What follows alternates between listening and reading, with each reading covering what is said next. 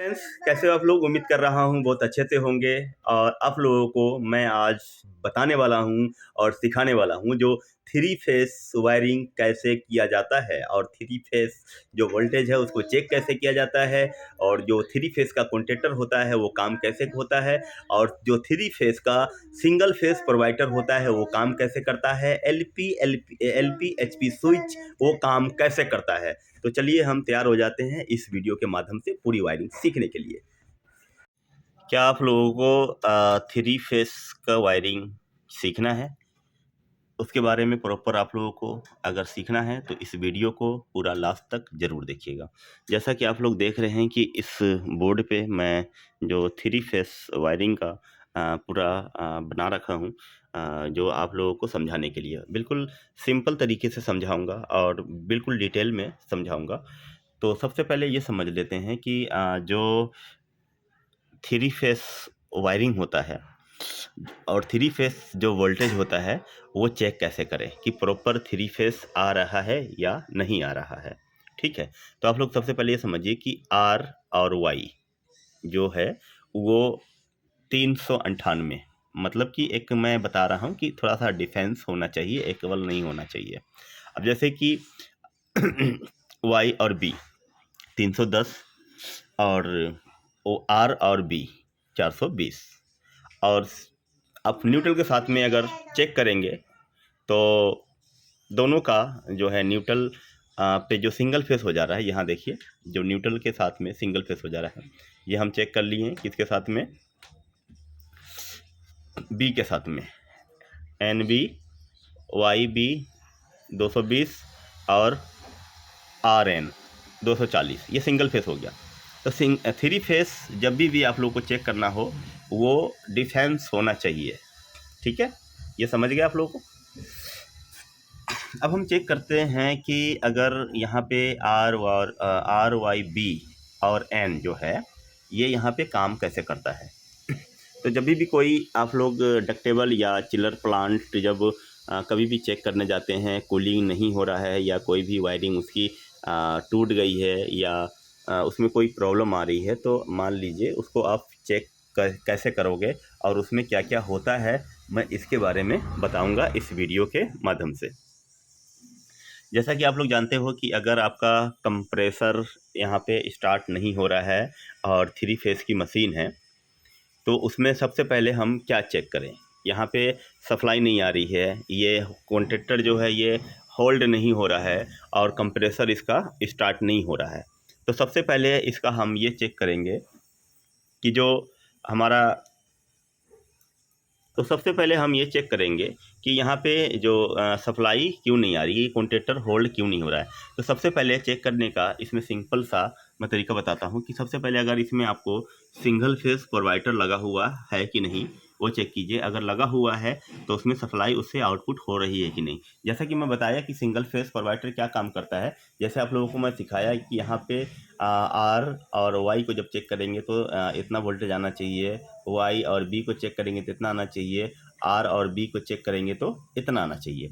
तो आप लोगों को यही चेक जो हम लोग खुद से करते हैं, तो यहाँ पे ये क्या काम करता है, सिंगल फेस प्रोवाइडर खुद चेक करता रहता है, उसके बाद ही ये कॉन्ट्रैक्टर होल्ड करने के लिए कहता है कि अगर मान लीजिए थ्री फेस प्रॉपर नहीं आएगी तो ये जो सिंगल फेस प्रोवाइडर है ये आगे जो है सप्लाई पास नहीं करेगा।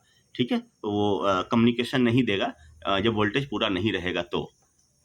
ठीक है, इसमें एक रेड कलर की लाइट भी रहती है, उससे भी आप लोग समझ सकते हैं कि इसमें प्रॉपर थ्री फेस सप्लाई नहीं आ रही है। ठीक है, लेकिन आप लोग वोल्टेज चेक कर लें तो ज़्यादा बढ़िया है।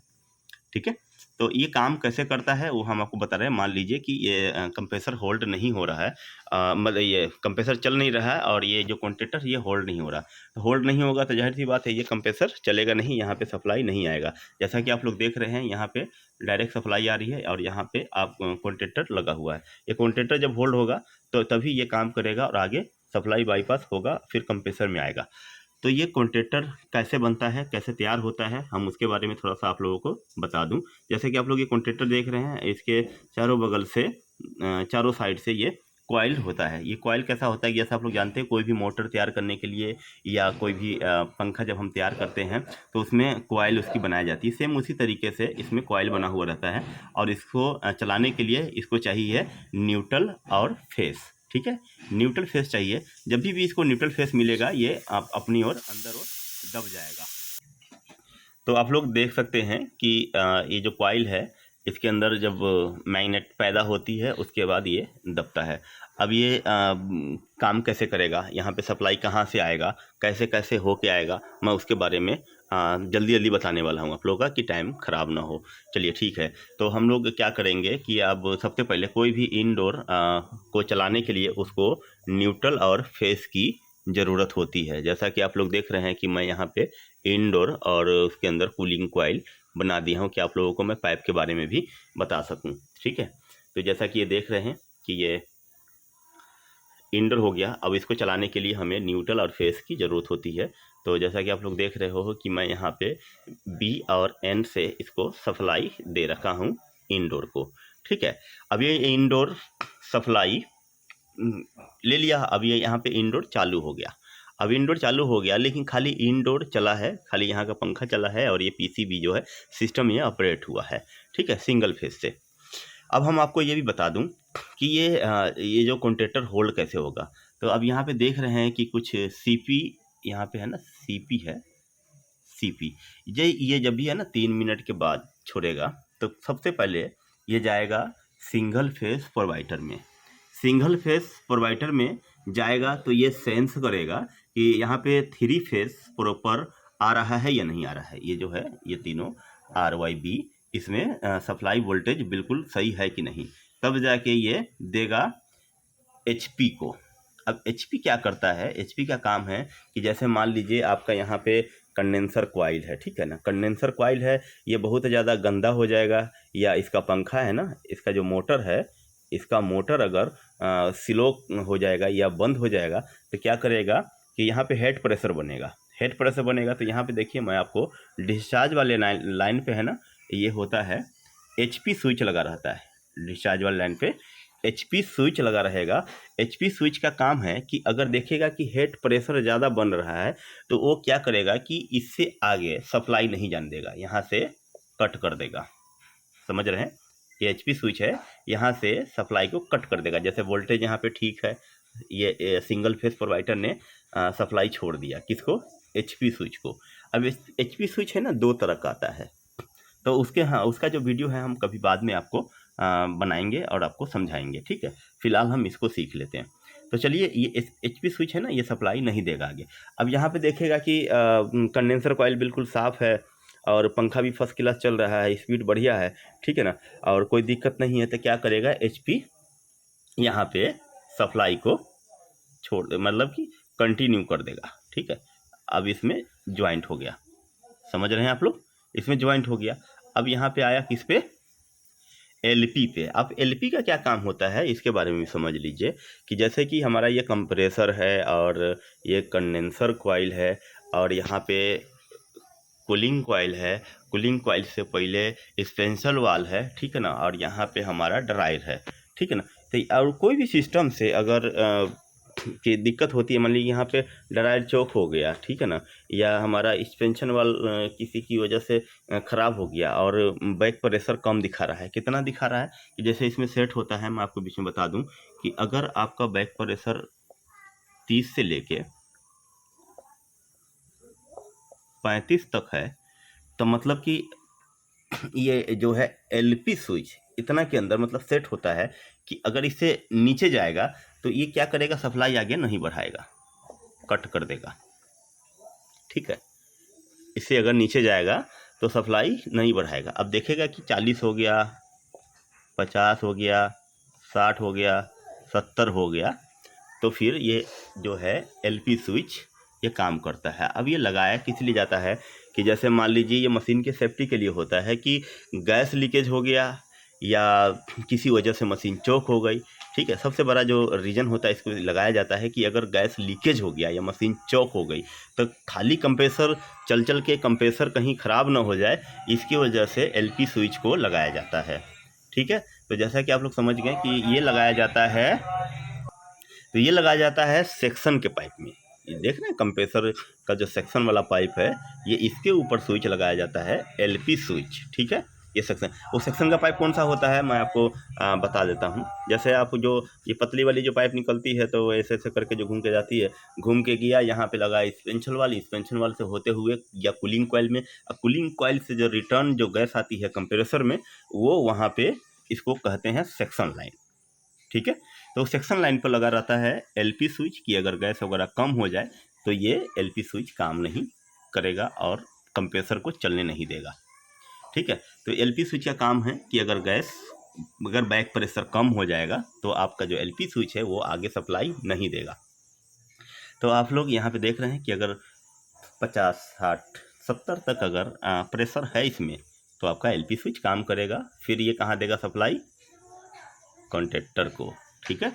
अब आता है कॉन्ट्रैक्टर की बारी। अब ये कॉन्ट्रैक्टर क्या करेगा कि देखेगा भाई कि हमारा सिंगल फेस प्रोवाइडर भी ठीक मतलब कि काम कर रहा है, मतलब कि 3 फेस प्रॉपर आ रही है, ठीक है। उसके बाद हमारा जो है एलपी स्विच भी काम कर रहा है, मतलब कि कंडेंसर कॉइल पंखा वगैरह सब ठीक है, सही चल रहा है। उसके बाद आपको एलपी स्विच भी देखिएगा कि हाँ गैस वगैरह ठीक है, बैक प्रेशर कम नहीं हो रहा है, तो ये कंटिन्यू मतलब आपका जो एसी है या चिलर प्लांट है ये सही काम करने लग जाएगा। अब उसके बाद क्या होगा कि अब यहाँ पे हमें देखिए कि न्यूट्रल और फेस, अब ये सीपी जो आ रहा है ना, जो फेस के रूप में जो सीपी आ रहा है, ये आते ही कॉइल यहाँ पे काम करना चालू कर देगा, ठीक है। इसमें मैग्नेट बनना चालू हो जाएगा और क्या करेगा आपस में ये दोनों तार को, ये जो आप ब्लैक ब्लैक सा देख रहे हैं, ये दोनों तार को इस तरीके से कनेक्ट कर देगा, ठीक है।